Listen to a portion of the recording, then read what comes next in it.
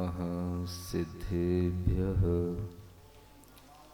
ॐ नमः सिद्धेभ्यः। ॐ नमः सिद्धेभ्यः। अरहमित्यक्षरं ब्रह्म वाचकं परमेष्ठिनः सिद्धचक्रस्य सद्बीजं सर्वतः प्रणमाम्यहम्। देवादिदेव आदिम तीर्थंकर श्री ऋषभनाथ भगवान की, वर्तमान शासन नायक श्री वर्धमान महावीर भगवान की, परम पूज्य आचार्य गुरुवर श्री विद्यासागर जी महाराज की, परम पूज्य अरहम प्रणेता श्री प्रणम्य सागर जी चंद सागर जी महाराज की, समस्त मुनि संघ की। आज यहाँ पर एक विशेष शिक्षा का कार्यक्रम एक विशेष ग्रंथ के माध्यम से आप लोगों के समक्ष प्रस्तुत किया जा रहा है। जबलपुर और आसपास के इलाकों से कुछ विशिष्ट लोग इस होली के पर्व में भी अपना समय निकाल करके परिवार सहित यहाँ पर उपस्थित हुए हैं, जो कुछ धार्मिक और सामाजिक और राजनीतिक इन तीनों विषयों की अगर हम किसी एक चर्चा को एक ही ग्रंथ में समाहित हुआ देखते हैं तो ऐसे एक ग्रंथ का नाम है नीति वाक्यामृत।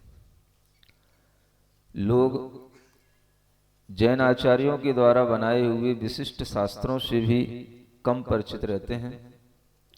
सिद्धांत और अध्यात्म ग्रंथों की चर्चा अधिकतर कुछ साधुओं के द्वारा भी और श्रावकों के द्वारा भी सुनी और पढ़ी जाती है, किंतु कुछ ऐसे भी विषय होते हैं जिसके माध्यम से एक गृहस्थ का जीवन एक सदाचार के साथ में, नीति के साथ में चला करता है तो वह जीवन उन्नत बनता चला जाता है।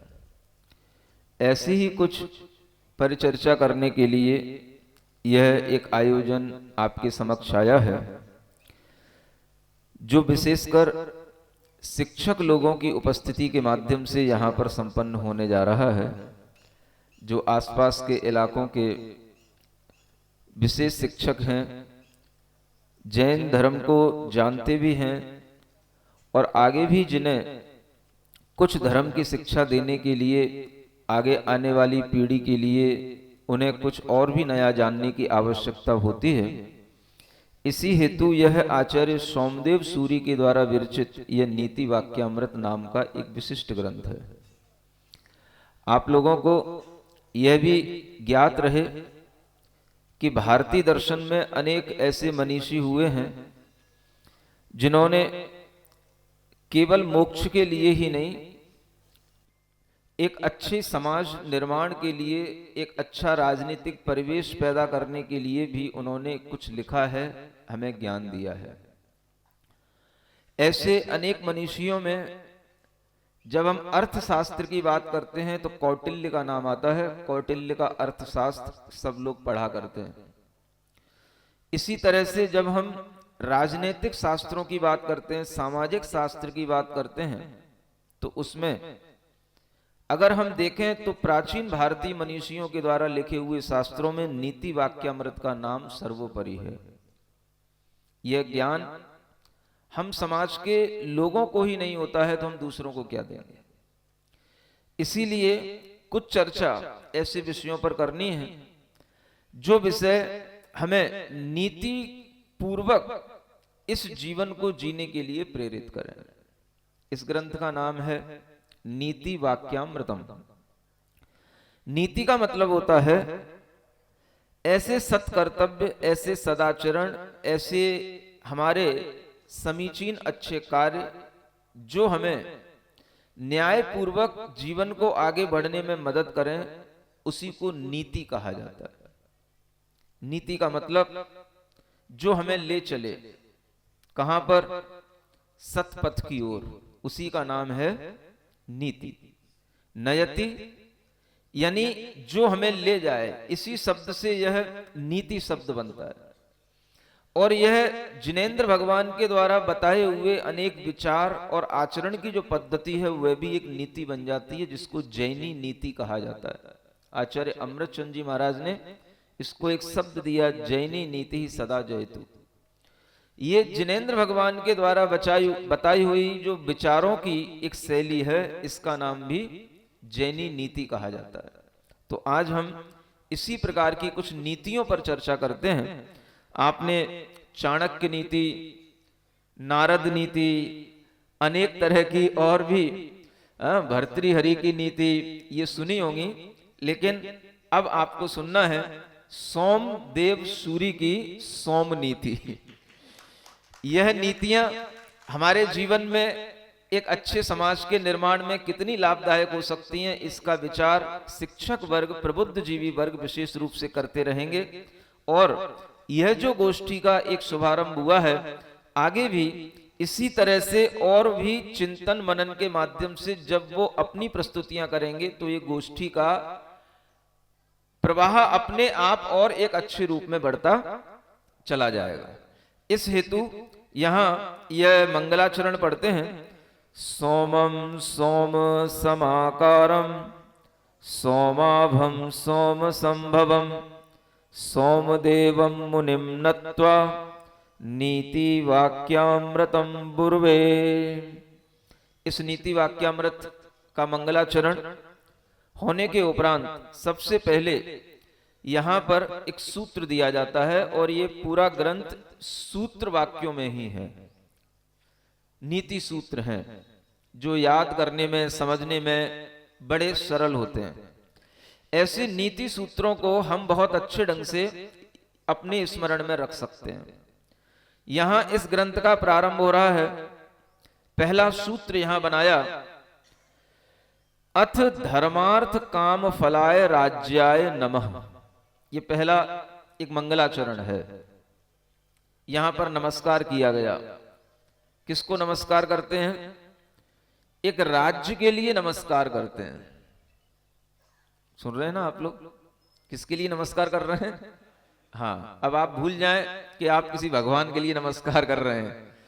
जहां पर हमें अनेक तरह के नीति वाक्यों के माध्यम से एक अच्छे राज्य की कल्पना अगर हमें करनी है, तो उसके लिए हमें धर्म, अर्थ और काम, इन तीन पुरुषार्थों के फल से ही एक अच्छा मनुष्य जीवन बन सकता है।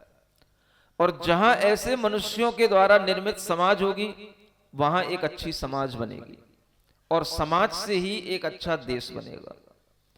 इसलिए धर्म, अर्थ और काम, ये तीन पुरुषार्थ जो होते हैं, ये तीन पुरुषार्थ जब मनुष्य अच्छे ढंग से करता है तो वह मनुष्य ही अपने आप में वंदनीय हो जाता है। धर्म, अर्थ, काम फलाय राज्याय नमः। जिस राज्य में, जिस देश में, जिस धरा पर जहां के मनुष्य धर्म, अर्थ और काम के फल को जानते हैं, उसके लिए मेरा नमस्कार हो। आप समझें, नमस्कार हमेशा अच्छे आचरणों को किया जाता है, गुणों को किया जाता है। आप सोचते हैं कि धर्म, अर्थ और काम का भी फल अगर अच्छा होगा तो वह भी हमारे लिए अपने आप में नमस्करणीय हो जाता है। इसलिए यहां पर किसी भगवान को नमस्कार न करके प्रथम सूत्र में कहा, धर्म, अर्थ और काम, इन तीनों को मैं आदर की दृष्टि से देखता हूं, और इन तीनों पुरुषार्थों को जो उत्पन्न करने में समर्थ हैं, ऐसे उस राज्य को मैं नमस्कार करता हूं। इसलिए यह एक राजनीतिक शास्त्र भी है और सामाजिक शास्त्र भी है, जिसे आज की भाषा में पॉलिटिकल साइंस भी कह सकते हैं और सोशल साइंस या सोशोलॉजी भी कह सकते हैं।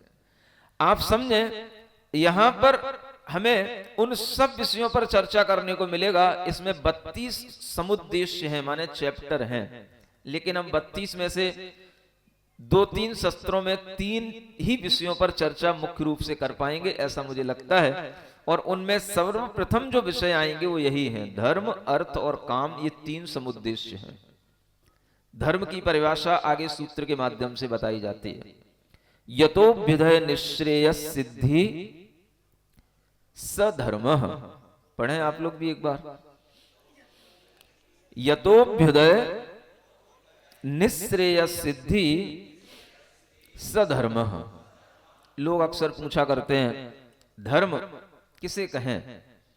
यहां किसी भी प्रकार के धर्म और संप्रदाय की बात नहीं है, यहां मानव मात्र की, प्राणी मात्र की बात है, जो ये चाहता है कि मैं धर्म सरल शब्दों में समझ सकूं। इसके लिए यह शॉर्ट में छोटी सी परिभाषा है जो हमेशा याद रखी जा सकती है। जिससे, यतः माने जिससे, जिन अनुष्ठानों से, जिन अच्छे कर्तव्यों से, जिन अच्छे सदाचरणों से अभ्युदय और निःश्रेयस की सिद्धि हो जाए, उसी का नाम धर्म है। अभ्युदय क्या कहलाता है? अब हम इसको शास्त्रीय परिभाषाओं में ना देखें। अभ्युदय माने स्वर्ग होता है, निःश्रेयस माने मोक्ष होता है, हमें ये परिभाषाएं नहीं, हमें इसकी टीका में लिखनी है। हमें वही कहना है जो यहां कहा जा रहा है, जिससे मनुष्य के लिए अभ्युदय हो। अभ्युदय जानते हैं? एक कहना चाहिए नया सवेरा जीवन में आया। जैसे सूर्य का नया उदय होता है, नए प्रकाश, नई ऊर्जा के साथ में जैसे सूर्य का उदय होता है, उसे उदय कहा जाता है, अभ्युदय कहा जाता है।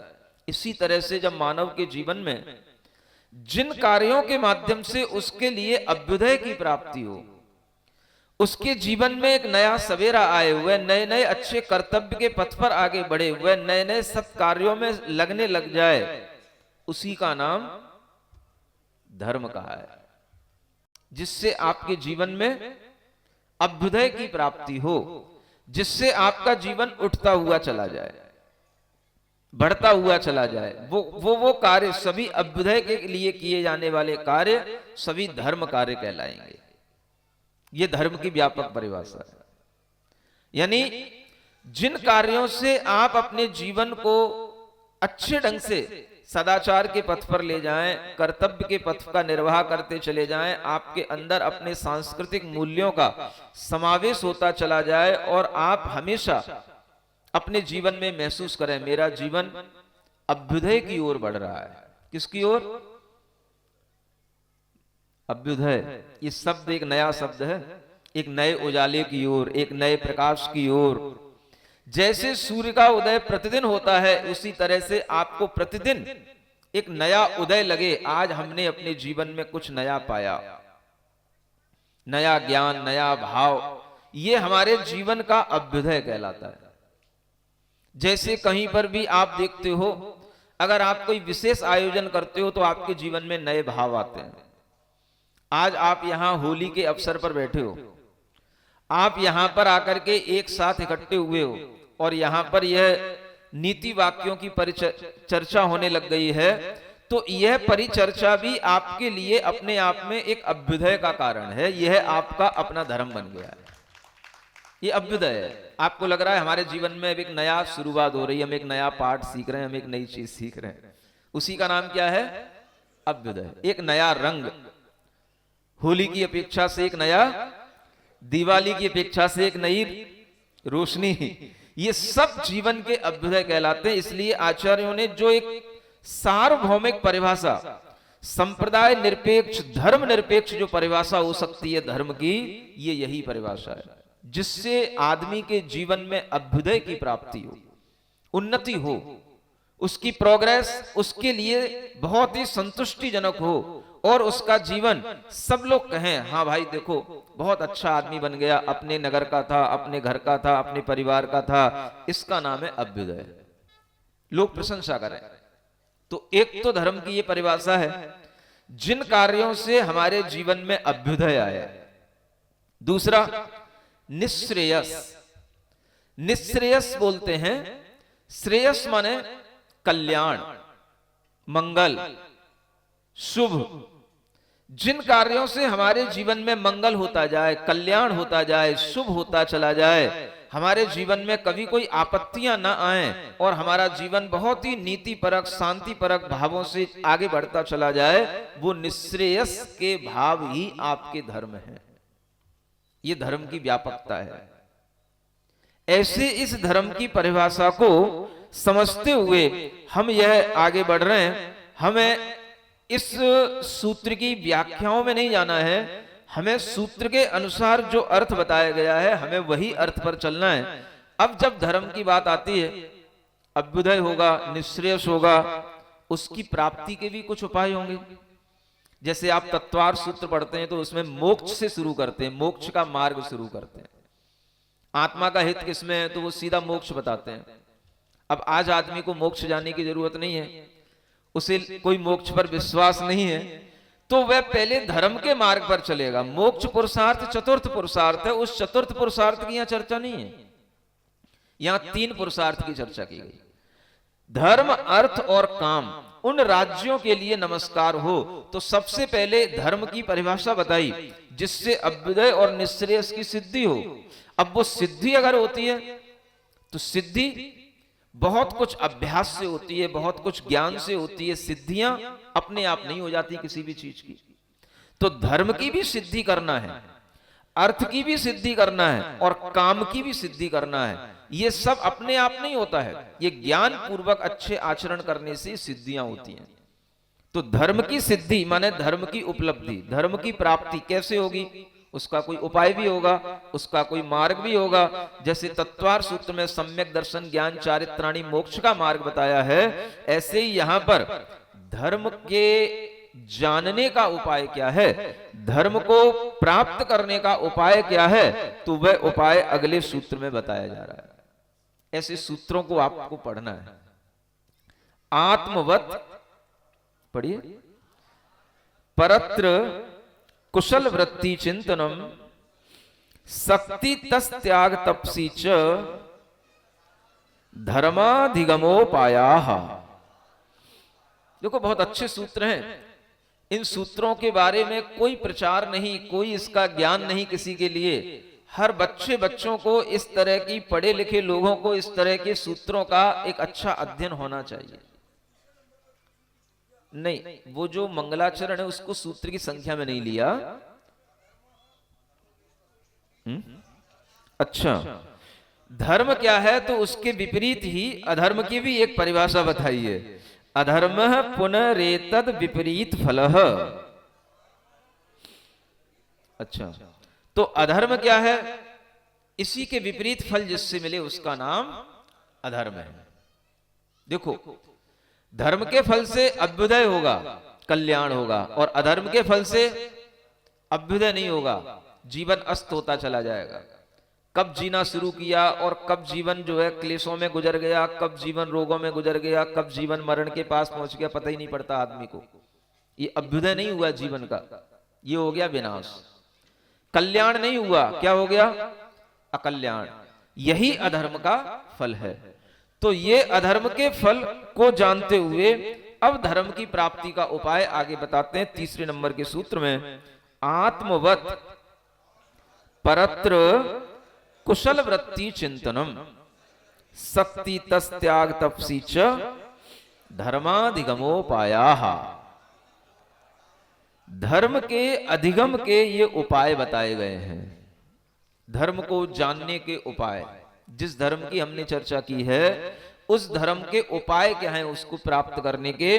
तो देखो यहां कहते हैं आत्मवत माने अपनी आत्मा की तरह, अपनी तरह, परत्र माने दूसरों के लिए भी, कुशल वृत्ति चिंतनम, दूसरों का भी कुशल हो, इस तरह की कुशल वृत्ति उनकी बने, माने उनके लिए भी मंगल हो, शुभ हो, कल्याण हो, उनका भी अच्छा हो, उनके जीवन में कभी बुरा समय ना आए, उनके जीवन में कभी कुछ भी दुख ना आए। इस तरह से कुशल वृत्ति का चिंतन करना ये धर्म की प्राप्ति का उपाय है। सबसे पहले आपको धर्म पुरुषार्थ करना है, तो धर्म पुरुषार्थ करने के लिए, धर्म की प्राप्ति करने के लिए दूसरों के लिए अच्छा चिंतन करना, अच्छा सोचना। Good feelings, good thoughts for others. ये दूसरों के लिए जब आप अच्छा सोचेंगे, अच्छा आपके अंदर भाव आएंगे और उसी के अनुसार आप अच्छी क्रियाएं करेंगे, जो क्रियाएं दूसरों के लिए हितकर हों, वो सभी क्रियाएं धर्म कहलाएंगी। कुशल वृत्ति होना चाहिए। उस कुशल वृत्ति का चिंतन करना, ये एक चीज बताई। और दूसरी चीज, दो चीजों के समुदाय के साथ में यहां बताई जा रही है, शक्ति तस त्याग और तपसी। ये तत्वार सूत्र के अगर सूत्र को देखा जाए तो दर्शन विशुद्धि आदि षोडश कारण भावनाओं में ये चीज आती है। उसको यहां सामान्य मनुष्यों के लिए बताया जा रहा है। शक्ति के अनुसार त्याग करना है और शक्ति के अनुसार तप करना है। ये धर्म को प्राप्त करने के उपाय हैं। अब आपने जैसे ही त्याग और तप का नाम सुना तो आप कहोगे ये वही धर्म के लिए त्याग और धर्म के लिए तप आ गया। ये धर्म वाला त्याग तप नहीं है, ये सामान्य त्याग तप है। बिना त्याग तप के तो कोई भी व्यक्ति आगे बढ़ ही नहीं सकता। आप क्या समझते हो? हमने एक ग्रंथ लिखा है छोटा सा, श्रायसपथ के नाम से। उसमें एक श्लोक दिया, अगर बच्चा पढ़ रहा है तो बच्चा तभी पढ़ पाएगा जब वो त्याग और तप के साथ आगे बढ़ता है। अब आप सोचोगे त्याग और तप क्या है? जो हम कई चीजों से बचते हैं, बुराइयों से बचते हैं, वो हमारा त्याग हो जाता है। और जो हम अपनी इच्छाओं को रोकते हैं, मन को नियमन करते हैं, वो हमारा तप हो जाता है। अगर बच्चा पढ़ रहा है तो वो त्याग भी कर रहा है, तप भी कर रहा है। ये आपको जानना है। मम्मी का त्याग, पापा का त्याग अलग होगा, बच्चे का त्याग और तप अलग होता है। वो अगर दिन में 4 घंटे पढ़ रहा है, 8 घंटे पढ़ रहा है, आप समझो वो तप कर रहा है। 8 घंटे का तप है। अपनी सारी मन की इच्छाओं को केवल किताबों से जोड़ के रखा है। सारी मन की इच्छाओं को छोड़ करके वह केवल अपने विषय में जुड़ा हुआ है। उसकी इंद्रियां, उसका मन, सब कुछ कंसंट्रेट हो चुका है। इसी का नाम तप कहलाता है। उसने त्याग किया है सुख का। सो नहीं रहा है, वो चाहता तो उन 8 घंटों में टीवी देख सकता था, लेटा लेटा कॉफी चाय पी सकता था, सो सकता था, पार्क में घूम सकता था। कुछ नहीं किया उसने, इन सब चीजों का त्याग किया है। सुन रहे हो? ये इसलिए बोल रहा हूं ताकि आप घबराएं नहीं। त्याग और तप शक्ति के अनुसार करने वाला जीव धर्म कर लेगा और उसके धर्म से उसके जीवन में अभ्युदय होगा, कल्याण होगा। जब उसके अच्छे मार्क्स आते हैं, अच्छी डिवीजन बनती है, तो उसके लिए जीवन में लगता है हमारे जीवन का अभ्युदय हो गया। 100 में से 90% मार्क आए, 80% मार्क आए। ये जीवन के अभ्युदय के भाव बनते उसके चले जाते हैं। तो धर्म को यहां पर इसी रूप में बताया जा रहा है। अपनी तरह दूसरों के लिए कुशल वृत्ति से चिंतन करना, पहली बात। और दूसरा, अपनी शक्ति के अनुसार तप और त्याग में लगना, ये धर्म को प्राप्त करने के उपाय हैं। समझ में आ रहा है ना सभी को? ये धर्म को प्राप्त करने के उपाय हैं। अब इसी की डिटेल आगे होगी। आगे कहते हैं हमारा सर्वोत्तम कर्तव्य क्या हो सकता है, वह सर्वोत्तम हमारा आचरण क्या हो सकता है, उसको बताने के लिए आगे बहुत अच्छा सूत्र आ रहा है। सर्व सत्वेषु ही समता सर्वाचरणानाम परमम चरणम। देखो, सभी आचरणों में परम चरण, परम आचरण जिसे बोलते हैं सबसे बेस्ट आदमी का कैरेक्टर। अगर बेस्ट कैरेक्टर को हमें बनाना है तो ये सूत्र ध्यान में रखना है। सभी चरित्रों में, सभी आचरणों में जो सबसे परम श्रेष्ठ सुप्रीम क्वालिटी का आचरण है वो क्या है?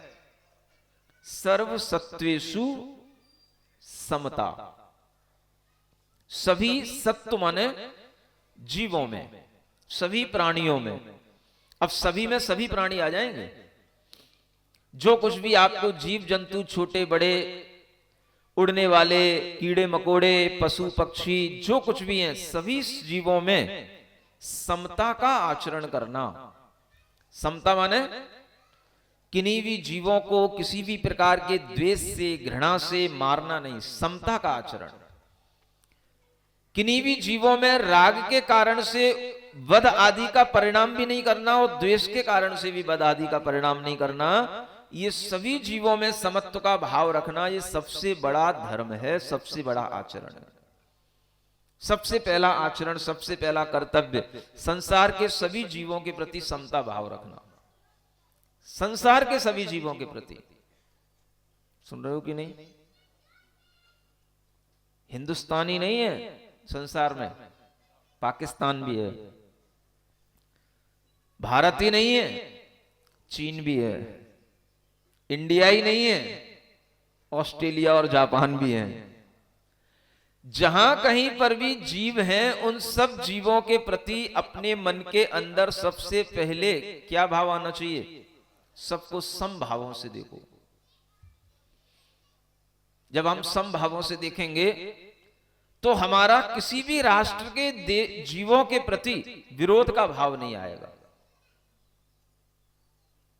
समता भाव, सबसे पहले समता भाव लाओ, उसके बाद में दूसरे की बात बाद में करेंगे। तो समता भाव आने से हम सब जीवों को जीव की तरह देखेंगे। जो हमारी धरती पर जीव जंतु हमें नजर आते हैं, हम उनको भी समभावों से उनको हम देखेंगे, जानेंगे। तो यही हमारे भीतर का सबसे विशिष्ट, सबसे उत्तम आचरण कहलाएगा। सभी आचरणों में सबसे श्रेष्ठ आचरण क्या है?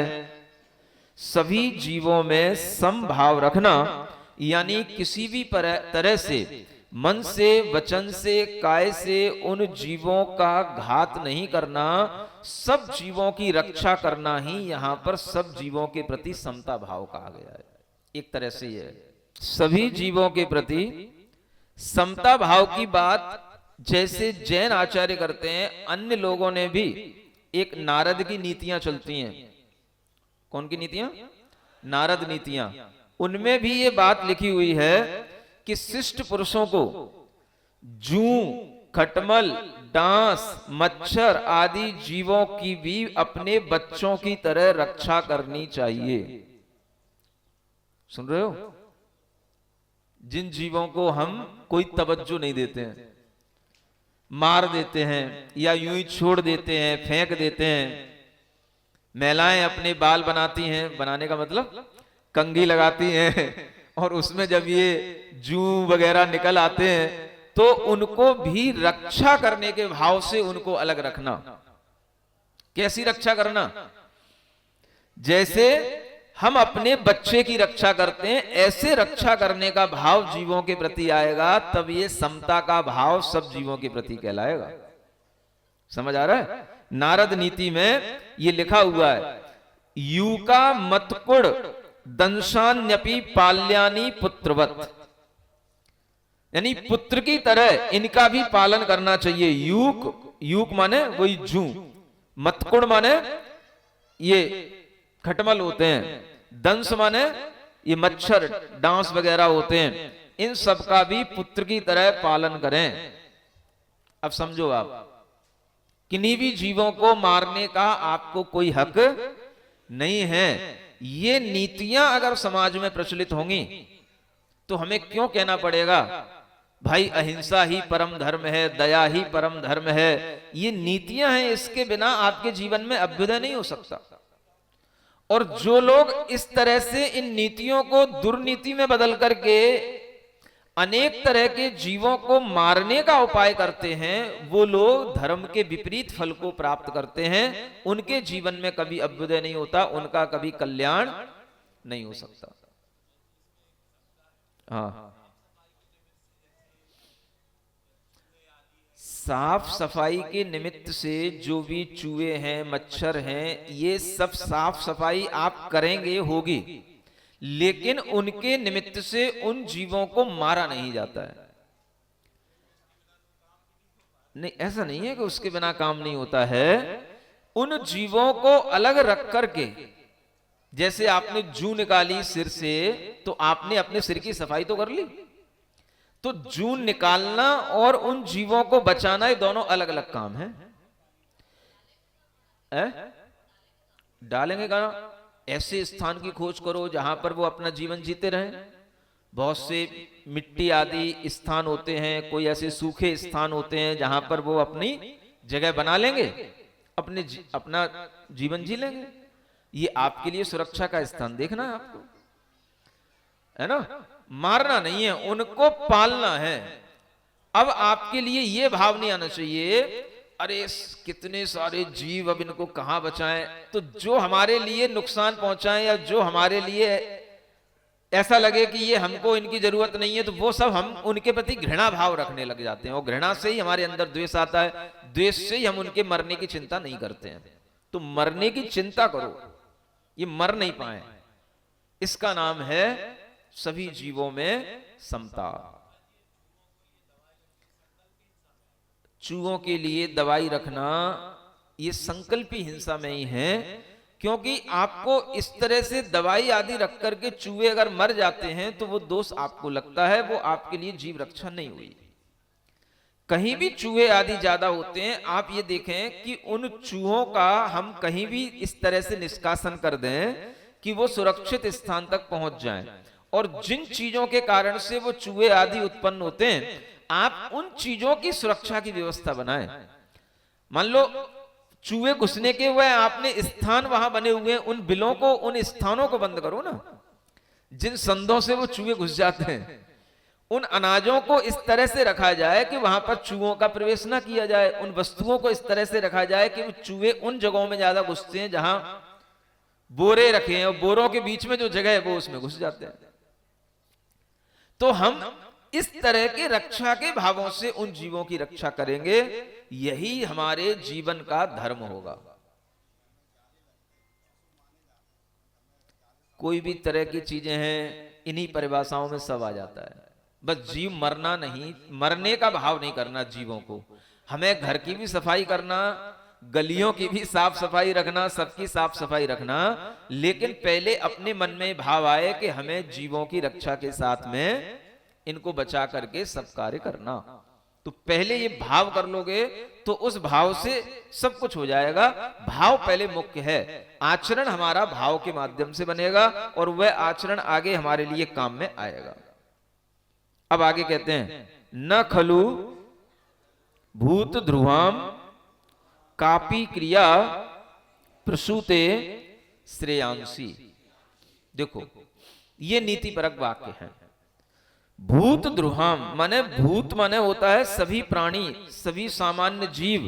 इनके प्रति जो द्रोह रखने वाले हैं, इनके लिए जो हिंसा करने वाले हैं, इनकी कोई भी क्रिया श्रेयांसी माने कल्याण के लिए नहीं है। इनकी कोई भी क्रिया आत्मोत्थान के लिए नहीं है। इनकी कोई भी क्रिया से इनको कोई पुण्य का बंध होने वाला नहीं है, धर्म की दृष्टि से देखा जाए, है ना। मतलब धर्म की इन परिभाषाओं में आपका वह धर्म भी शामिल हो रहा है और कर्तव्य भी शामिल हो रहा है।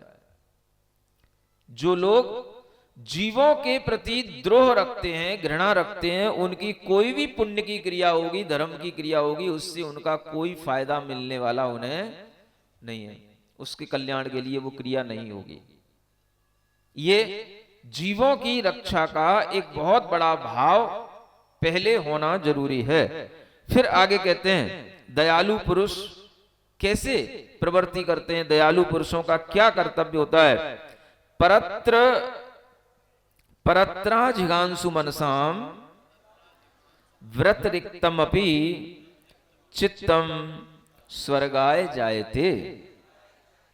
क्या कहते हैं, दूसरे प्राणियों में जिघांसु माने मारने की इच्छा नहीं करने वाले मन वाले जो लोग हैं, वो अगर व्रत से रहित भी हैं, व्रत रिक्तम अपि, हम दूसरे प्राणियों को मारते नहीं हैं, उन दूसरे प्राणियों की हिंसा का भाव नहीं रखते हैं, लेकिन हमारा कोई व्रत नहीं है, तो भी आचार्य कहते हैं व्रत रिक्तम अपि, आपके चित्त में दूसरे प्राणियों को मारने का भाव नहीं है, उनके प्रति दया का भाव है, तो आपके चित्त में इतनी पवित्रता रहेगी कि आपके लिए वह चित्त हमेशा स्वर्ग के समान आनंद देने वाला होगा। स्वर्गाय जायते मतलब ये नहीं कि स्वर्ग में उनकी उत्पत्ति होती है। आपके चित्त में स्वर्ग जैसा आनंद रहेगा। आप देखना, कई लोग ऐसे मिलते हैं, जीवन में धर्म तो करते हैं, धर्म के नाम पर माने सब कुछ मंदिर आदि के अनुष्ठान करना, सब कुछ करना, लेकिन चित्त में प्रसन्नता नहीं रहती। क्यों नहीं रहती? क्योंकि जीवों के प्रति कभी उन्होंने दया का भाव सीखा ही नहीं। चिड़चिड़ापन रहना, मन में अप्रसन्नता बनी रहना, और बुढ़ापे में ये चीजें और ज्यादा दिक्कत कर जाती हैं। जब शरीर में अस्वस्थता बढ़ जाती है, घर परिवार के लोग साथ नहीं रहते हैं, शरीर असमर्थ हो जाता है, तब मन के अंदर किया हुआ किसी भी प्रकार का धर्म आपको सुख शांति नहीं देता। आपका चित्त में स्वर्ग जैसा आनंद कब आएगा? आप जीवों की रक्षा करने के भाव में ज्यादा रहो। सुन रहे हो? मंदिर में पूजा एक बार हो या ना हो, लेकिन जीवों की रक्षा करने का भाव हर समय पर आपके लिए होना चाहिए। ये सबसे बड़ा धर्म है। और लोग पूजा करने के बाद में भी धर्म के भाव में नहीं आते हैं। जो सामने आता उसे कुचलते चले जाते हैं, जो जीव सामने दिखते हैं उनकी कोई रक्षा का भाव नहीं करते हैं। मंदिर में पूजा करके आए हैं।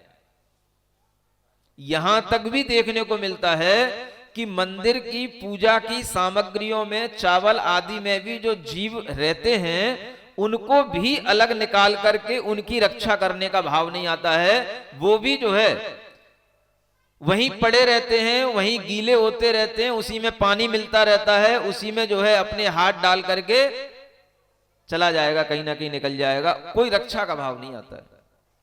आपकी उस मंदिर की द्रव्य से जो आपने चढ़ाई, आपके अंदर कौन सा धर्म का भाव आ गया, ये आप समझ सकते हो। सबसे बड़ा धर्म क्या है? जीव रक्षा सबसे बड़ा धर्म है। जिसके हृदय में जीव रक्षा का भाव है, कोई व्रत नहीं है, कोई बात नहीं, लेकिन आपके चित्त में कभी दुर्भाव नहीं आएगा, चित्त कभी निराश नहीं होगा, चित्त में किसी भी प्रकार की दरिद्रता के भाव नहीं आएंगे। आपका चित्त हमेशा उल्लसित प्रसन्न रहेगा। स्वर्ग के समान आपके चित्त में आनंद रहेगा। ये समाज के अंदर अगर हर व्यक्ति के अंदर भाव आएंगे तो धर्म, भीतर से जो धर्म कहा जाता है, आज के पढ़े लिखे बच्चे भी क्या कहते हैं? अच्छे भाव करने का नाम धर्म है। अब उन्हें ये तो सिखाओ कि अच्छे भाव का मतलब क्या होता है। ये तो कहते हैं अच्छे भाव करने का नाम धर्म है। तो उन्हें जब ये धर्म की परिभाषा इस रूप में सुनने को मिलेगी तो उन्हें जो एक संप्रदाय का, धर्म का जो व्यामोह उनके अंदर ऐसा लगता है कि मंदिर जाना तो अपने अपने धर्म के अनुसार होता है, इसमें कौन सा धर्म होता है। तो वो सही कहते हैं। उन्हें आगे बढ़ने के लिए एक थोड़ा सा ज्ञान इस तरह का और मिलना चाहिए। सब जीवों की रक्षा, सब जीवों के प्रति दया का भाव करना, ये सबसे बड़ा धर्म है। और वो धर्म में भी वो पीछे रह जाते हैं। आप लोग चिल्लाते रहते हैं बेटा मंदिर जा, मंदिर जा, मंदिर जा। वो ना मंदिर जाता है और ना ये दया धर्म सीख पाता है, क्योंकि उसे आपसे नफरत होने लग जाती है मंदिर के नाम पर, और वह दया धर्म सीख नहीं पाता है क्योंकि उसे इस तरह के कोई भी उपदेश आदि सुनने का कोई उसे अवसर मिल नहीं पाता है। तो वो दोनों तरह से चला जाता है। तो आज के नई पीढ़ियों को इस तरह का धर्म सिखाना चाहिए जो व्यापक हो। समझ आ रहा है? धर्मनिरपेक्ष राज्य में आज भारतीय संविधान के अनुसार भी आप इस शास्त्र को कहीं भी खोल करके बैठ जाओगे, किन्हीं भी संप्रदाय के लोगों के बीच में खोल करके बैठ जाओगे, कोई भी आपका विरोध नहीं करेगा। ये धर्म की वो धर्मनिरपेक्ष परिभाषा है। लोग कहते हैं ना धर्मनिरपेक्ष राज्य। धर्मनिरपेक्ष का मतलब ये नहीं कि आप कुछ भी कर रहे हो, आपके जो कर्तव्य होंगे वो, आपके मन वचन काय की जो क्रियाएं होंगी वो सब कुशल वृत्ति के साथ चलना चाहिए, कुशल वृत्ति चिंतन। और इस तरह से कोई संकल्प नहीं भी हो आपके मन में, कोई व्रत, अहिंसा आदि के, अणुव्रत आदि का, तो भी आचार्य कहते हैं आपके अंदर चित्त हमेशा स्वर्ग की जो भावना के अनुसार, स्वर्ग के लिए जिस पुण्य की आवश्यकता है वो पुण्य आपको इस भाव से मिल जाएगा। स्वर्गाय जायते व्रत रिक्तम अपि चित्तम। अब आगे बात बढ़ाते हैं। ये हुई बात कुशल वृत्ति के चिंतन की। ये सारे सूत्र कितने हो गए? 6 सूत्र तक ये कुशल वृत्ति का चिंतन बताया गया। ये इसमें जहां से शुरू हुआ था, तीसरे सूत्र में 2 चीजें बताई थी, कुशल वृत्ति और शक्ति अनुसार त्याग तप। तो चौथे, 5वें और 6वें इन 3 सूत्रों में कुशल वृत्ति बताई गई, इसका नाम है कुशल वृत्ति, है ना। अब आगे कहते हैं शक्ति के अनुसार त्याग क्या कहलाता है। स खलु त्यागो देश त्यागाय यस्मिन् कृते भवत्यात्मनो दौस्थित्यम। सूत्र पढ़ना आते हैं? अच्छे लग रहे हैं कि नहीं? पढ़ो एक बार।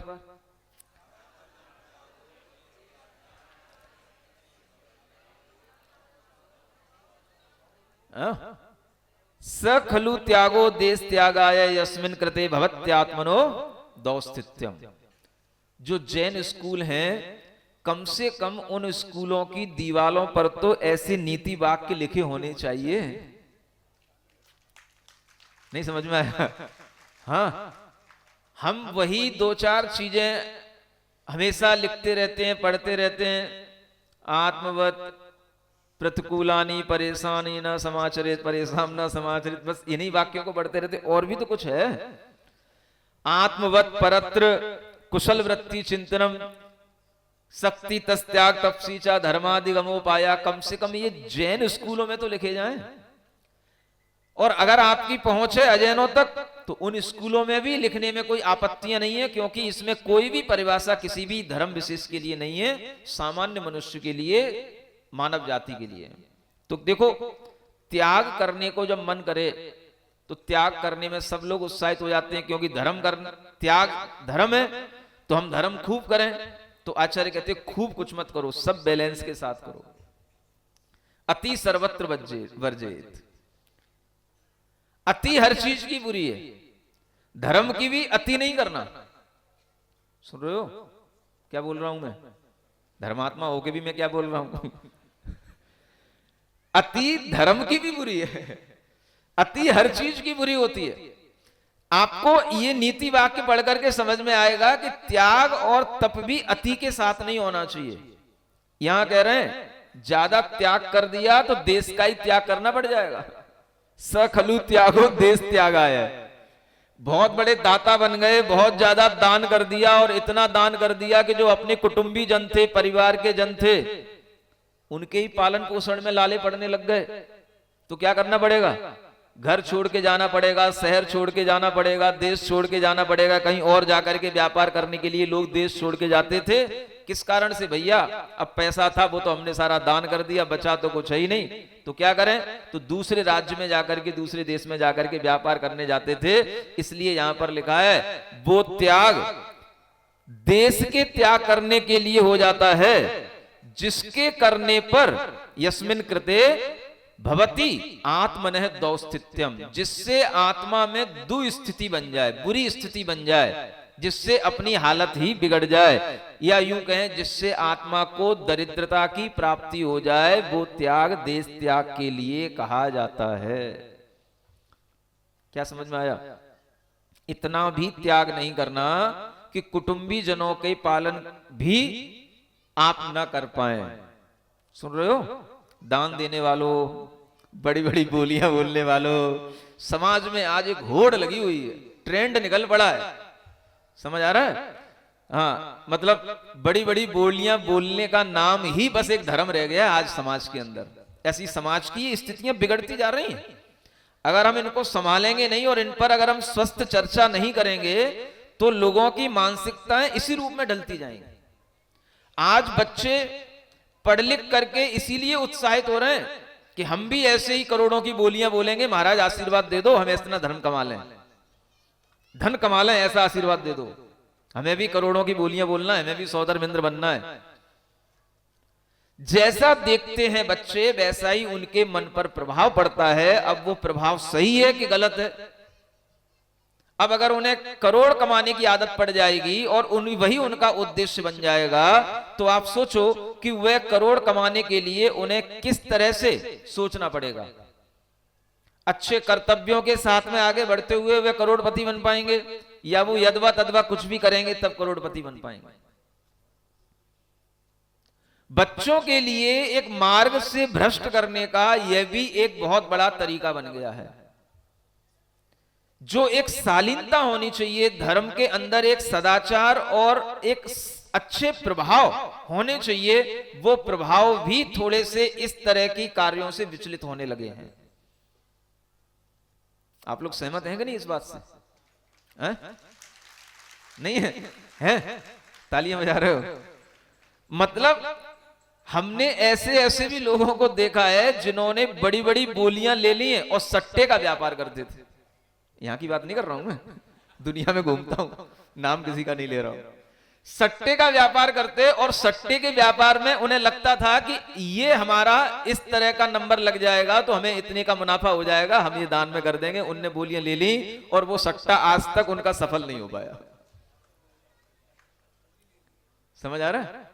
ऐसा हो जाता है।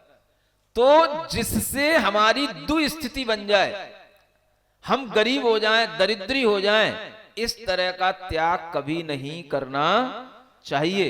इसलिए शक्ति तस त्याग का मतलब ये समझना चाहिए, जो हमें बड़े बड़े धर्म ग्रंथों में समझने को नहीं मिलता, वो हमें यहाँ नीति वाक्यामृत में समझाया जा रहा है।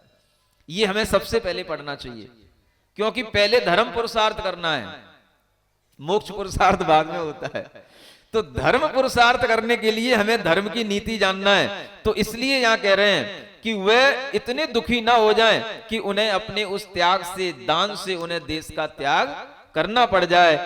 स खलु अर्थी परपंथी, पढ़िए। स खलु अर्थी परिपंथी यह परस्य दौस्थित्यम जानन्नपि अभिलसत्यर्थम। देखो, हाँ, पढ़ना है, पढ़ो एक बार।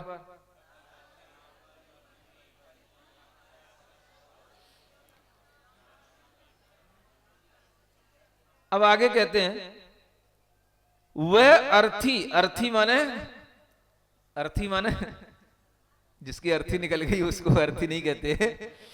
जो अर्थ माने होता है धन, धन को चाहने वाला अर्थी कहलाता है।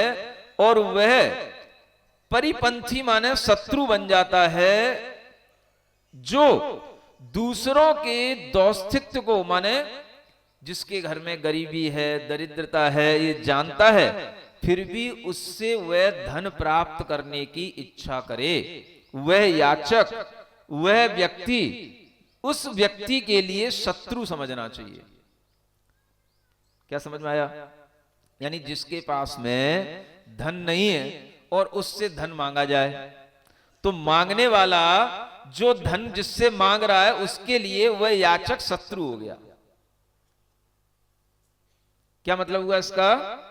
माने वो आपको शत्रुता की दृष्टि से देखेगा कि ये मुझसे धन मांगने आया है, क्योंकि उसके पास में धन है नहीं। उधार दिया है, फिर तो वापस मांगना पड़ता है। तो उधार भी उतना ही दिया जाता है जिसकी उधारी चुकने के लायक हो, सामर्थ्य हो वापस करने की। अगर मान लो, आपको यह भी पता होना चाहिए कि आप जिसको उधार दे रहे हो उसकी मंथली इनकम कितनी है। 10,000 रुपए की इनकम है और वो अगर आपसे 50,000 रुपए उधार मांगे तो आपको सोच करके देना है। 10,000 के अंदर मांगे तो आपको दे देना है, क्योंकि वो चुका पाएगा।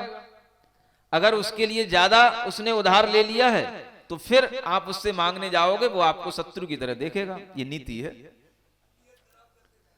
नियत खराब भी होगी और वो सोचेगा इससे पिंड कैसे छुटे, तो वो शत्रु की तरह कभी कभी बिहेव भी करने लग जाता है। आपको देखेगा नहीं, आपकी रिंग पहुंचेगी, उसके पास मोबाइल उठाएगा नहीं। समझ आ रहा है? जब आप उसके घर तक ही पहुंच जाओगे तो भी वो कहेगा कि बोल देना घर पे है नहीं है, कहीं बाहर गया है। ज्यादा पीछे पड़ जाओगे तो लोग एक दूसरे का मर्डर भी कर देते हैं, नहीं देखते हो? होता है ना? तो ये जो होता है ये इन्हीं नीतियों को नहीं जानने के कारण से होता है।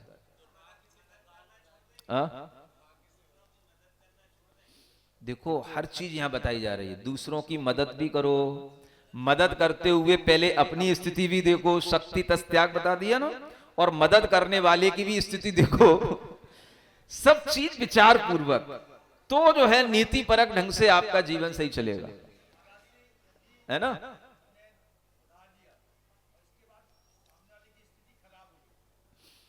उधार दिया, सामने वाले की स्थिति खराब हो गई, तो उसमें भी आपको ये देखना है कि सामने वाले का भाव हमारे प्रति शत्रुता का न बन जाए, हम उसके लिए थोड़ा सा सहयोग के भाव में बने रहें। अब नीति क्या कहती है उसमें कि हम उसे शत्रु की तरह सामने ना आए, हम उसे मित्र की तरह सामने आए। भैया कोई बात नहीं, तुम्हारे दिन थोड़े से खराब हो गए हैं, तुम्हारी स्थितियां बिगड़ गई हैं, तुम अपना पैसा दे देना, लेकिन मुझे शत्रु मत समझना, मैं तुम्हारे लिए अभी भी सहायक ही हूं, ऐसा बोलना उससे। तो उसका विश्वास आप पे बना रहेगा, तो वो कम से कम आपको देख करके चकराएगा तो नहीं, आपसे मिलने जुलने में मतलब विचलित तो नहीं होगा, वो आपसे मिलने की इच्छा करता रहे, तो आप उससे धीरे धीरे अपना पैसा निकलवा लोगे। समझ आ रहा है ना। ये भी तो एक अच्छा तरीका है ना, कि इतना तो अपना संबंध उससे बना रहे कि वो हम कॉल करें और वो उठा ले, हमारे सामने दिखे तो भाई कोई बात नहीं, चाय पानी की पूछ ले, इतना तो बना रहे, वो हमें शत्रु की तरह ना देखने लग जाए, तो हम उसे अपने भावों से, इतने विचारों से, अपनी बातों से उसे इतना मित्रवत सहलाते रहें। भैया जब तेरी स्थिति बन जाए दे देना, लेकिन दे देना, और भी बता देना तेरे को जरूरत हो तो हम तेरी और सहायता करने वाले, हम और सहायता कर देंगे, इतना और बोल देना, तो क्या होगा, तो उसके अंदर शत्रुता का भाव नहीं आएगा। नहीं मांगने आए तो तुम्हारी कुशलता है कि हम अब इससे ज्यादा नहीं देंगे। देखो ये आप ये मत सोचना असत्य बोला जा रहा है, ये नीतियां हैं। आप उसे अपना बनाए रखेंगे तो आप पैसा निकाल पाएंगे, उधारी निकाल पाएंगे, है ना। और अगर आप उससे इस तरह से अपने आप से दूर कर देंगे तो वो आपकी शकल देखना पसंद नहीं करेगा, पैसा देना तो दूर की बात है। तो ये तरीका होता है, आप उसे अच्छे वाक्यों से उसको सहलाते रहें, उससे अपनी मित्रता बनाए रखें, फिर भी वो मांगने की कोशिश करे तो आप उसे अपनी तरह से बहला दें, कुछ भी कर दें, लेकिन उसे भी लगता रहे कि हाँ भाई ये हमें कभी ना कभी सहायता देगा, ये हमारे लिए अच्छा व्यक्ति है, लेकिन फंसे नहीं ज्यादा। ये आपकी अपनी कुशलता होनी चाहिए।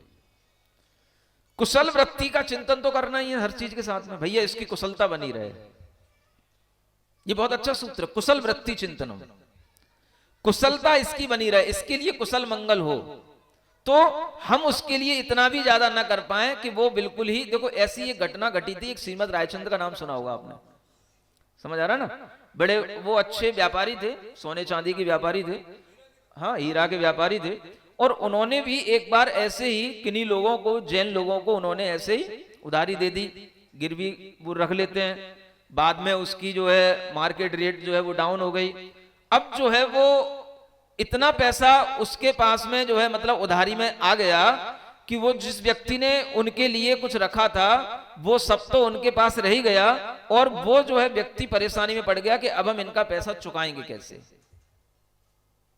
सुन रहे हो, श्रीमद रायचंद्र जी की बात बता रहा हूं आपको, अच्छे व्यक्तियों के उदाहरण भी अपने को ध्यान में रखना है। अब वो व्यक्ति परेशान रहने लगा, उनके आने पर वह जब उससे पैसा मांगने के लिए गए, अपनी उधारी मांगने के लिए गए, तो वो उससे डरने लगा। तो उन रायचंद जी ने कहा भैया जिस पर एग्रीमेंट हुआ था वो कागज तो दिखाओ। तो उन्होंने वो कागज लिया और लेकर के उसी के सामने वो कागज फाड़ दिया और एक बात बोली, मैं जैन हूं, जैनी हूं, मैं छना पानी पीता हूं, किसी का खून नहीं पीता हूं। तो ये भी तो हम सामने वाले की स्थिति को देख करके निर्णय ले सकते हैं ना। अगर हम समर्थ हैं, लाखों का करोड़ों का दान मंदिरों के लिए करते हैं और किसी के पास 10-20-50 हजार रुपए फंसे भी पड़े हैं, तो भाई उसके प्रति भी हम कुशलता के व्यवहार के साथ में हम उसको आगे सांत्वना दे सकते हैं। भाई जब समय आए दे देना, हमारे लिए वैसी कोई आपत्ति नहीं पड़ी कि तेरे 50 हजार रुपए से ही मेरी जिंदगी चल रही हो। तो सामने वाला जब निश्चिंतता से आपके प्रति मित्रता का भाव रखेगा तो वह भी आपका पैसा लौटा देगा, और शत्रुता का भाव आ गया तो वो आपका कुछ भी बुरा कर सकता है। हाँ, पैसा तो डूबे ही, जिंदगी डूब जाती है।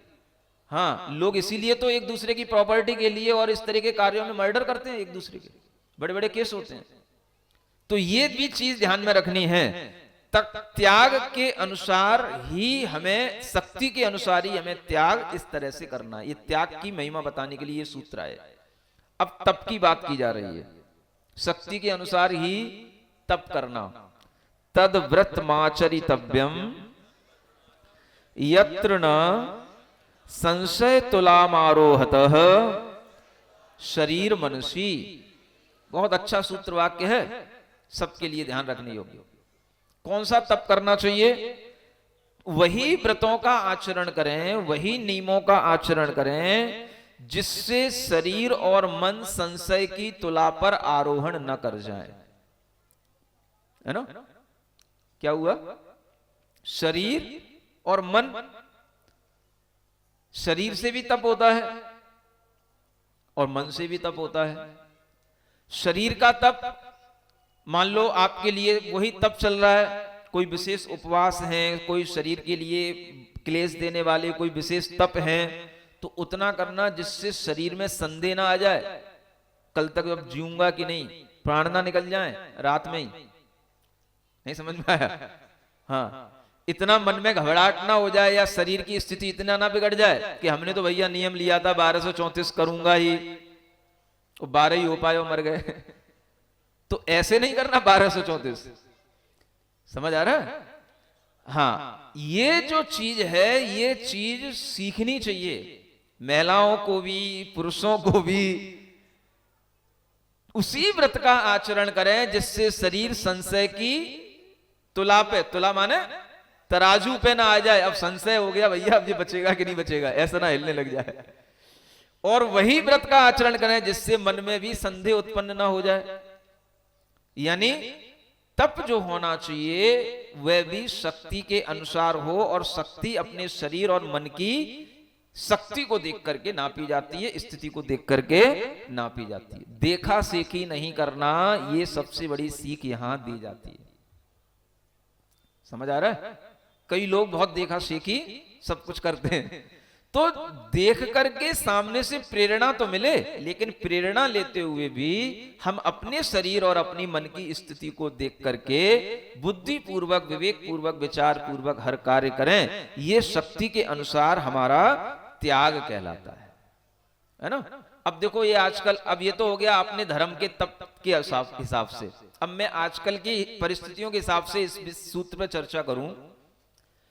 आज ऐसे बहुत से मध्यम परिवार के लोग होते हैं जो अपने बच्चों को अच्छी स्कूलों में पढ़ाने के लिए बड़ी बड़ी फीस के साथ में अपना मन बनाते हैं।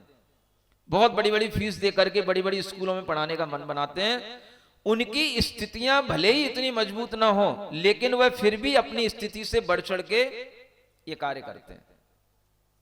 समझ आ रहा है? इसको इस तरह से इस सूत्र का आज के परिवेश में उपयोग करना चाहिए। शक्ति के अनुसार अगर आप त्याग कर रहे हैं तो ठीक है, और आप शक्ति से बढ़कर के कर रहे हैं। बेटे को पढ़ाने के लिए, बेटियों को पढ़ाने के लिए अगर आप कर्ज में पढ़ रहे हैं तो ये आपके लिए निर्णय जो आपका है उचित नहीं है।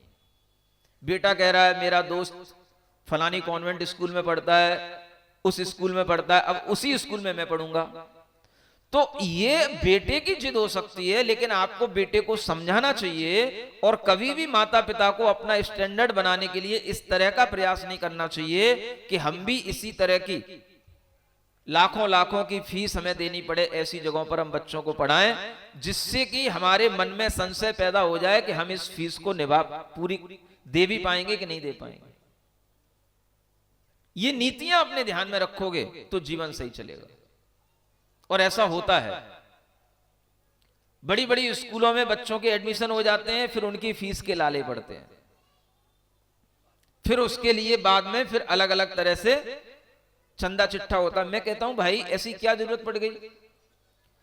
क्या गवर्नमेंट स्कूलों से बच्चों की पढ़ाइयां नहीं होती? सब होता है। बच्चा अगर पढ़ने लायक हो तो गवर्नमेंट स्कूल में भी रह करके अच्छे ढंग से पढ़ सकता है, बस उसको पढ़ने लायक होना चाहिए, क्वालिटी होना चाहिए उसके अंदर, पढ़ने की जिज्ञासा होनी चाहिए। आज भी स्कूलों में, गवर्नमेंट स्कूलों में सब पढ़ाइयां होती हैं, सब वही कोर्स की बुक मिलती हैं, और कई गवर्नमेंटों के यहां पर तो, जैसे मैं यूपी में सुनता था, 8वीं तक तो बिल्कुल फ्री में ही पढ़ाई होती है, कोई भी पढ़े। एमपी में भी हो गया? तो बस समझो, आप समझ आ रहा ना, 25% बच्चों को फ्री पढ़ाया जाता है सरकारी स्कूलों में, और 8वीं तक तो पूरा फ्री है, 10वीं तक भी है।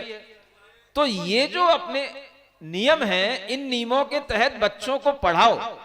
मैं कह रहा हूं, अगर माता पिता पढ़े लिखे हों, बच्चों को बड़ी आसानी से बिना ट्यूशन, बिना कोचिंग और बिना लंबी फीस के बहुत अच्छे ढंग से पढ़ा सकते हैं। आखिर आपको बच्चों को क्या पढ़ाना है? जो कोर्स की किताबें पढ़ाना है वो आप घर पे भी पढ़ा सकते हो, स्कूल के टीचर भी पढ़ा सकते हैं, और वह बच्चा मेहनत करने वाला हो तो वह कहीं पर भी रह करके अच्छे ढंग से पढ़ सकता है। अगर उसके लिए कॉन्वेंट स्कूलों की पढ़ाई ना मिले तो वो भी उसके लिए एक अच्छा चांस समझना चाहिए।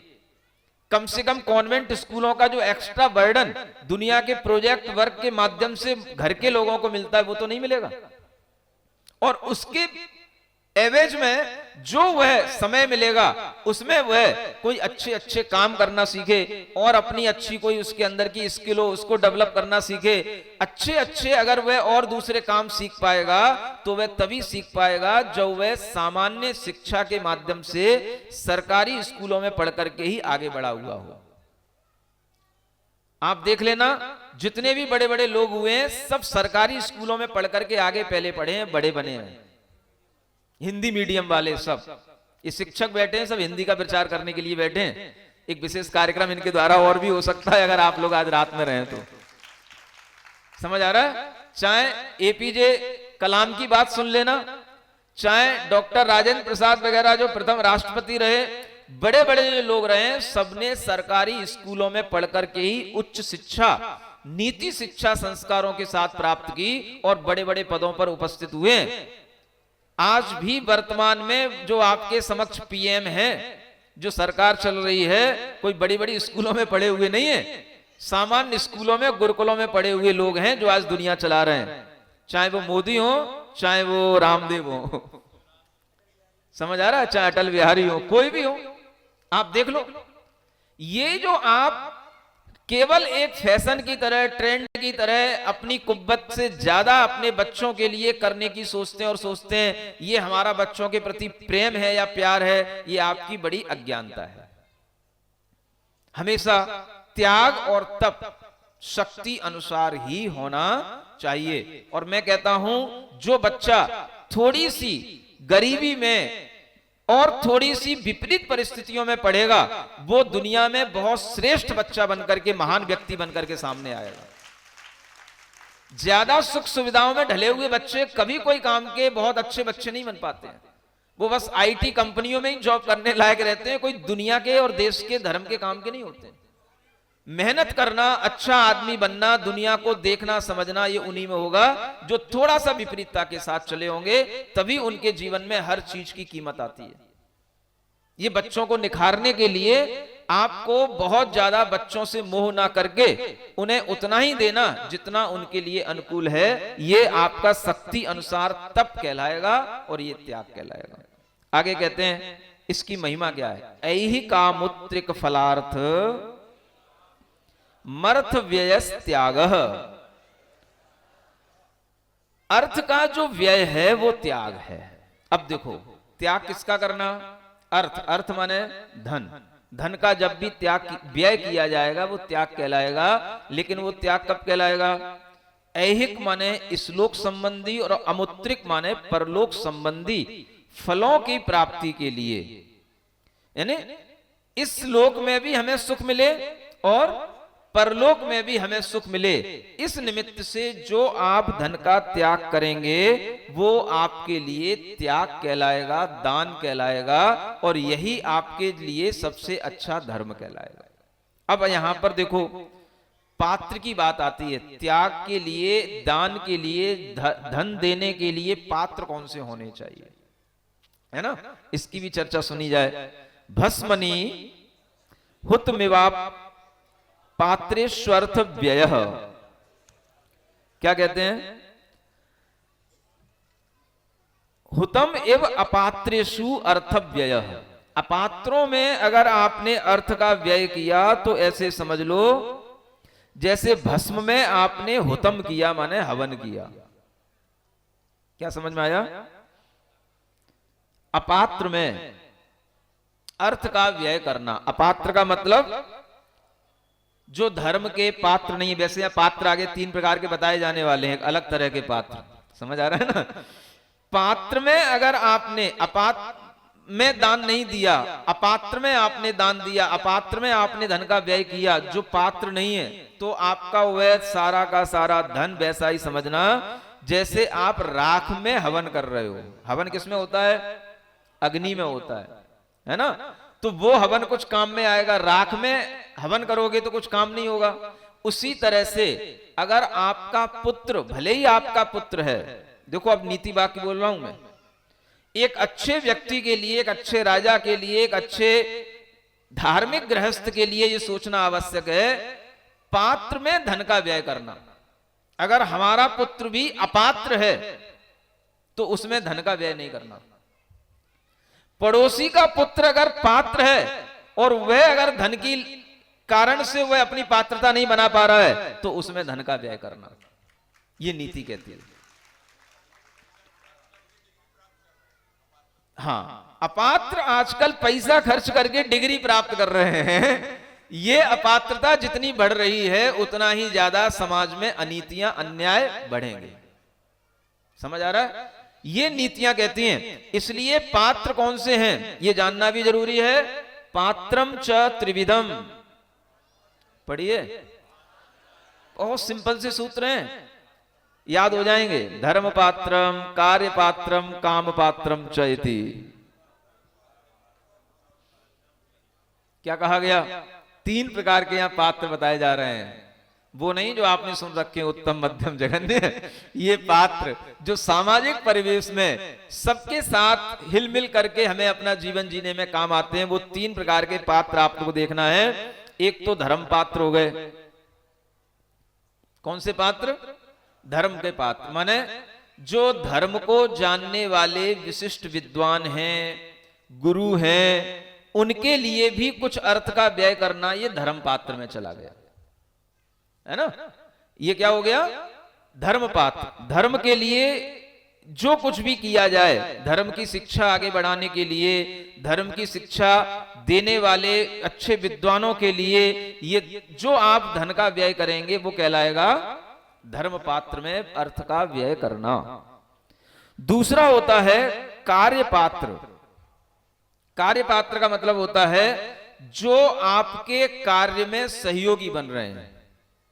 आप कोई भी व्यापार कर रहे हैं, कोई भी तरह का आप अनुष्ठान कर रहे हैं या जॉब कर रहे हैं, आपके साथ में रहने वाले लोग भी इतने प्रतिभाशाली, चतुर, अपनी अपनी विषयों में निपुण होने चाहिए कि उन लोगों के लिए भी आप अपनी सहायता, अपना सहयोग देते रहें। ये आपके लिए कहलाएगा कार्य पात्रों को अर्थ का व्यय, दान देना। जैसे आपकी बड़ी बड़ी दुकानों पर नौकरों की संख्या होती, सेवक होते हैं आपके, है ना। बड़ी बड़ी मिलें होती हैं, उनमें बहुत सारे लोग काम करते हैं, तो उनके लिए भी अनुकूल बनाए रखने के लिए, उन्हें अपने अनुकूल बनाए रखने के लिए उन पर धन का व्यय करना, ये कार्य पात्रों में जाएगा। क्योंकि वो आपके अनुकूल रहेंगे तो आपका काम बना करके रखेंगे, नहीं तो वो आपका काम बिगाड़ देंगे। इसलिए उनके लिए भी अच्छा देना पड़ता है। समय समय पर उनके लिए अलग से भी अर्थ के व्यय की चिंता करना। कोई कोई लोग ऐसे होते हैं कि मान लो आप जो उन्हें अपनी फीस दे रहे हैं, महीने की फीस, उतना वो ले तो रहे हैं, लेकिन आपको ये भी पता हो कि उतने से उनका काम चल पा रहा है कि नहीं चल पा रहा है। अगर नहीं चल पा रहा है तो अलग से भी उन्हें बुला करके, अलग से भी उन्हें किसी भी त्योहार पर होली आई है भैया, लो 10,000 रुपए और ज्यादा ले जाओ, अच्छे ढंग से अपने घर में होली का त्योहार मनाना, दीपावली का त्योहार मनाना, ये अर्थ का व्यय करना भी बहुत अच्छा होता है, क्योंकि उससे वो आपका सेवक हमेशा आपके लिए अनुकूल रहेगा। अगर सेवक मालिक के लिए अच्छा सोचेगा तो मालिक के लिए बहुत काम करेगा, नहीं तो आप उसके लिए 2,000 रुपए नहीं दोगे, 5,000 रुपए नहीं दोगे, वो आपके 10,000 50,000 पे बट्टा लगा देगा, वो आपको पता ही नहीं पड़ेगा। ये भी तो बात होती है, समझ आ रहा है? तो इनको कार्य पात्र कहा गया। जो आपकी कार्यशैली से जुड़े हुए लोग हैं उनको भी अर्थ देते रहना, यह कार्य पात्र है। क्या कह रहे थे? कुछ कह रहे थे?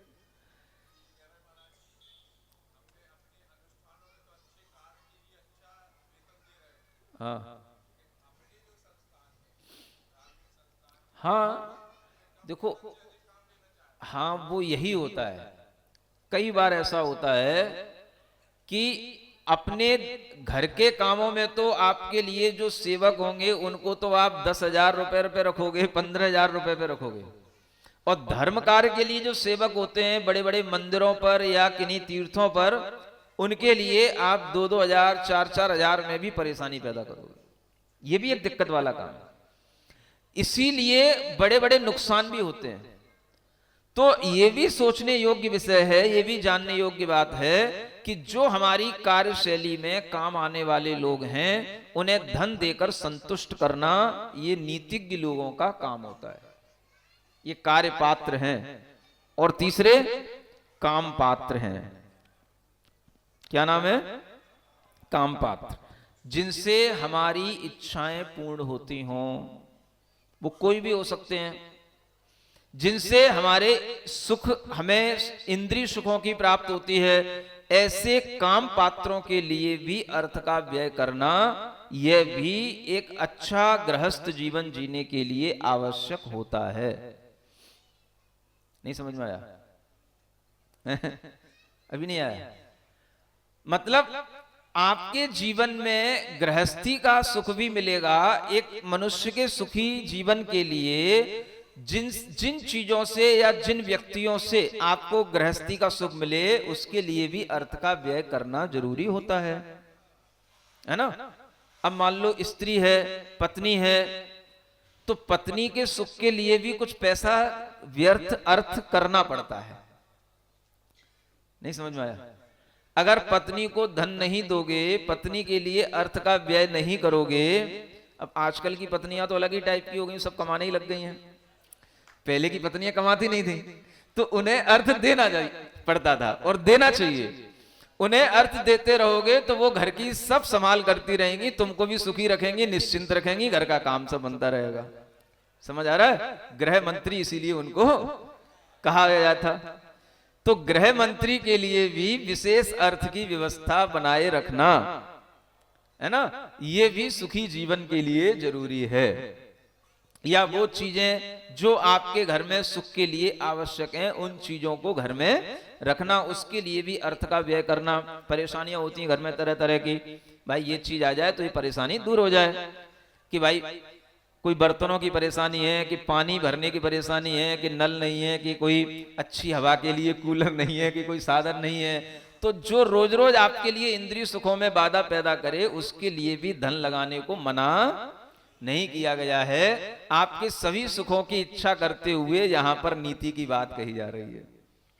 तो 3 तरह के पात्र हो गए: धर्म पात्र, कार्य पात्र और काम पात्र। इन तीनों में जो उचित रीति से अपनी शक्ति के अनुसार धन का अनुपात बनाते हुए व्यय करता है, वह अपने आप जीवन का अभ्युदय प्राप्त करता चला जाता है। क्योंकि जीवन का अभ्युदय माने बैलेंस तरीके से जीने से ही होगा। एवं कीर्ति पात्रमपि इति केचित्। यहां कहते हैं कुछ लोग कीर्ति पात्रों को भी लेते हैं, माने कीर्ति पात्र भी होते हैं। चौथे नंबर के पात्र कौन से? कीर्ति पात्र। कीर्ति पात्र का मतलब यह है जिन लोगों की कीर्ति समाज में फैल रही हो, यश फैल रहा हो, उनके लिए भी कुछ अर्थ से सहयोग करना, वो भी आपके काम में आएगा, क्योंकि जो यश है कीर्ति के साथ चल रहे हैं तो उनकी यश से आपके भी बहुत सारे काम बन जाएंगे, है ना? नेता पे इन्वेस्ट करना चाह रहे हैं कोई बात नहीं, थोड़ा थोड़ा सब कुछ ध्यान में रखा जा सकता है। अगर कोई आपके लिए कुछ ऐसे लोग हैं जो कीर्ति को प्राप्त है, उनसे आपके निकट संबंध हैं और वो कभी आपसे कोई धन आदि की अपेक्षा रखते हैं, तो उनका सहयोग करने से भी आपके काम बनेंगे। और कोई भी काम में अगर बिगाड़ होगा तो आपका भी सहयोग करेंगे, कोई बात नहीं उसमें, है ना? तो ये करना पड़ता है। अब इसमें आप मिथ्या दर्शन सम्यक दर्शन को नहीं लाना, ये सब नीतियां तभी चलेंगी जब आप नीति निपुण होकर के चलोगे। तो नीतियों को ध्यान में रखते हुए नीति के अनुसार ही भाई अर्थ का व्यय इनके लिए इतना करना है, इनके लिए इतना करना है, ये अर्थ का व्यय का अनुपात बना करके चलना भी एक कुशल वृत्ति के साथ चलना कहलाता है ना? तो इस तरह से यह जिनकी कीर्ति अच्छी है उनके लिए दान देना, अर्थ देना भी उचित कहा गया है। एक और सूत्र पढ़ते हैं, किम तया कीर्त्याया आश्रितान न विभर्ति प्रतिरुणद्धि वा धर्मम भागीरथी श्री पर्वतवद भावानाम अन्य देव प्रसिद्धे कारणम न पुनस्त्यागः यतो न खलु ग्रहीतारो व्यापिन सनातनाश्च। क्या कहते हैं? जिनकी पास में कीर्ति है, कहते हैं किम तया कीर्त्या, उनकी कीर्ति से क्या लाभ है? जो अपने आश्रितों का विभर्ति माने भरण पोषण पालन पोषण नहीं कर सकते, है ना? यानी जो कीर्ति पात्र हैं उनका यह कार्य है कि वे अपने सेवकों का, अपने आश्रितों का, अपने अधीन रहने वालों का भी पालन पोषण अच्छे ढंग से करें और उनके लिए भी किसी भी तरह से वह कीर्ति उनके धर्म को वह नष्ट नहीं करती है ना? माने अगर वो उनके लिए कोई धन आदि का त्याग करते हैं तो उससे उनका कोई धर्म नष्ट नहीं हो जाता है। जो अपने सेवक हैं, अपने आश्रित रहने वाले लोग हैं, उनके लिए भी धन का व्यय करने से अपना कोई धर्म नष्ट नहीं हो जाता है। यहां एक उदाहरण देकर के बताते हैं, जैसे भागीरथी माने गंगा होती है, श्री माने लक्ष्मी होती है और पर्वत माने तो पर्वत होता ही है, जैसे हिमालय आदि पर्वत हैं। तो ये भी अगर प्रसिद्ध हुए हैं तो इनकी प्रसिद्धि का कारण और कुछ नहीं है, त्याग ही है। नहीं समझ में आया? यानी जैसे गंगा है जल देती है ना, श्री लक्ष्मी धन देती है, पर्वत हैं बड़ी बड़ी चीजों को हमें देते हैं, वृक्ष आदि जंगल आदि के माध्यम से बहुत सारी संपदा देते हैं। तो इनको भी बड़ा तभी कहा जाता है जब ये अपने आश्रितों की रक्षा करते हैं। लोग इन्हीं के आश्रित भी होकर के जीवन जीते हैं, पर्वतों के आश्रित रहने वाले लोग होते हैं, लक्ष्मी के आश्रित, है ना, गंगा के आश्रित। तो उनको उनसे वो चीजें मिलती रहती हैं तो वे उससे बढ़ते रहते हैं और अपने आश्रित होने से अपने इस मालिक की रक्षा भी करते रहते हैं। यतो न खलु ग्रहीतारो व्यापिने सनातनाश्च किम न पुनस्त्याग, माने उस त्याग से भी क्या मतलब है, जिससे ग्रहण करने वाले लोग माने वह जो है ग्रहीतारे व्यापी ना हो और सनातन ना हो। क्या कहा गया? दान देने वाले जो पात्र लोग हैं उन्हें यह सोचना चाहिए कि वह हमेशा रहने वाले नहीं है या उनकी प्रसिद्धि भी हमेशा रहने वाली नहीं है। वह अगर दूसरों के लिए कुछ देते रहेंगे तो उनकी प्रसिद्धि उनके जाने के बाद भी बनी रहेगी और उनकी प्रसिद्धि वह सनातन माने परंपरा उनकी निरंतर चलती रहेगी। ये दान का बहुत बड़ा महत्व बताया गया है। अर्थ का व्यय करना भी एक बहुत बड़ी नीति है, ये अर्थ पुरुषार्थ में आ जाता है, लेकिन अभी ये सब धर्म के समुद्देश्य में ही चल रहा है ना। समय अपनी गति से चल ही रहा है, आगे की क्लास